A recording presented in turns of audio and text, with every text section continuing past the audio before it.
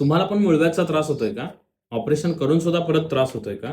तर हा व्हिडिओ तुमच्यासाठी आहे. नमस्कार मित्रांनो, मी आहे तुमचा लाडका डायटिशियन अविनाश आणि आज मी व्हिडिओ तयार करत आहे त्याच्या मागचं खूप मोठं कारण आहे. कारण मला सारखे फोन येत असतात आणि त्या फोनमध्ये एकच म्हणणं असतं प्रत्येकाचं की ऑपरेशन झालेलं आहे तरी सुद्धा परत मुळव्याधचा त्रास हा होतोय किंवा सारखं सारखं परत परत मुळव्याधचा त्रास हा होतोय.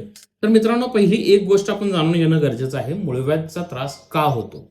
तर मॅक्झिमम केसेसमध्ये मी आता सध्या पाहतोय ज्यांना मुळव्याध आहे त्यांना पोट साफ न होण्याची तक्रार असते आणि जोपर्यंत आपण मुळव्याधचं मूळ कारण शोधत नाही तोपर्यंत हा मुळव्याध बरा होणार नाही, हे प्रत्येकानं जाणून घेणं गरजेचं आहे. तर पोट का साफ होत नाही त्याचं मेन कारण शोधणं गरजेचं आहे. ते जर शोधलं तर मुळव्याध आपला मुळासकट नाहीसा होऊ शकतो. आता माझे बरेचसे क्लायंट्स आहेत की जे नॉनव्हेज सुद्धा खातात तरी त्यांना मुळव्याधचा त्रास होत नाही.